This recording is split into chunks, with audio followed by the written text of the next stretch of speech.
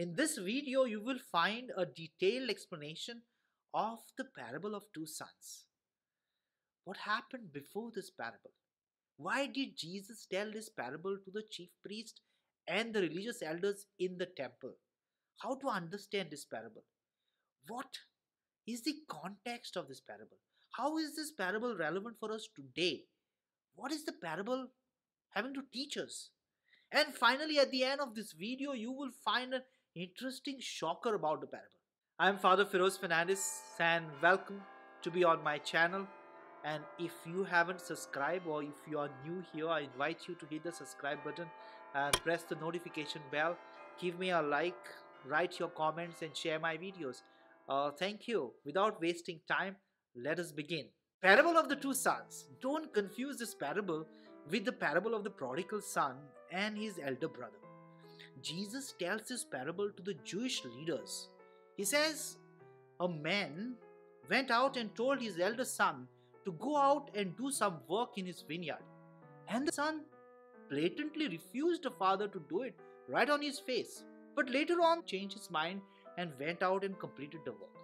The father told the same thing to the second son. The son said yes, but later on did not go and complete the work. The answer is very obvious. One who got the work done did the father's will. And we may say, actions speak louder than words. Now what happens before this parable? Jesus confronts the temple leadership for messing things up for people. Jesus turned the tables of the money changers, challenging the temple leadership for making the temple a place of business. Jesus challenged the temple leadership, saying that you have made the temple a place for prophets rather than for prophets. The temple leadership fought back and asked Jesus to prove his authority for doing such things. Jesus asked them another question. He said, baptism of John, where did it come from? Heaven or from men? Now the temple leadership was trapped. They thought for themselves, if we say it came from heaven, then Jesus would ask them why you did not follow, why you did not go for repentance. But if they say it came from men, the people would turn against them. Why did Jesus tell the parable of the two sons to the temple leaders? The temple leaders refused to answer Jesus about John's baptism. Jesus also refused to answer about their question, proving the inability of the temple leadership to examine Jesus. Then Jesus goes out and tells these three judgment parables. The parable of the two sons, the parable of the tenants, and the parable of the wedding banquet. Each parable tells us about the importance of obedience to salvation. Jesus condemns the self-serving attitude and faithlessness of the temple leadership. How to understand this parable? The first son is the tax collectors, prostitutes, and sinners returning to God. The second son is the Jewish leadership. Obedience has been a problem for God's people. We get so engrossed to do God's work, to serve God, to serve others, and finally we end up self-serving. The parable emphasizes that disobedience is rooted in good intentions.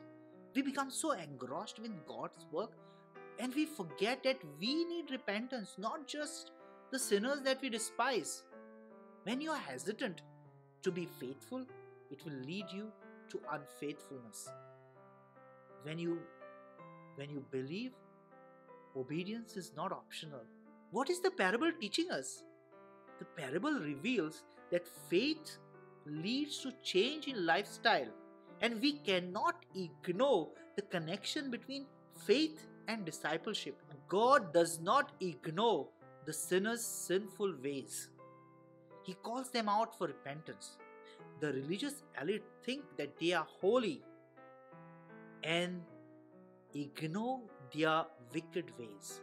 We are challenged not to fall trap to such a mindset, being blind to our own sinfulness. Jesus makes the religious leaders guilty for not being faithful.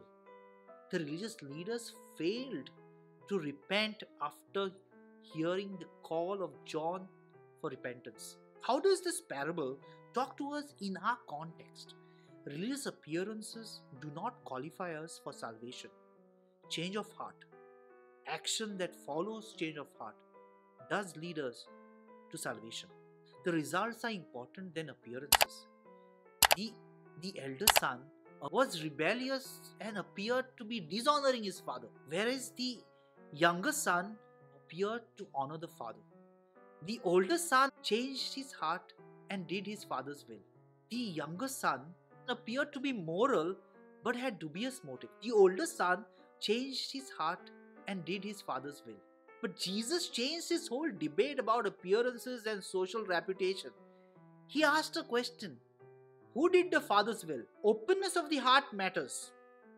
The focus of the parable is not on the moral character of the sons, but who did the work in the vineyard. The key to work in the vineyard is repentance, a change of heart.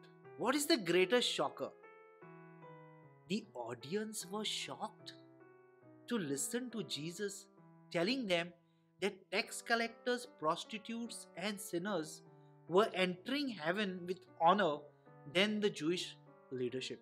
The self-righteous would be humiliated to stand far away from God in the final judgment. Appearances without change of heart is of no value.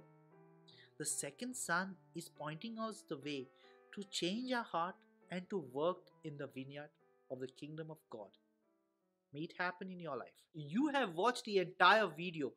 Thank you for being on this channel and promoting the gospel. If you haven't subscribed, I invite you to hit the subscribe button, press the notification bell, give me a like and share my videos. You can also look out my other videos on the channel. I have different topics and encourage you to share it with your friends and family. And see you in the next video. God bless you. Amen.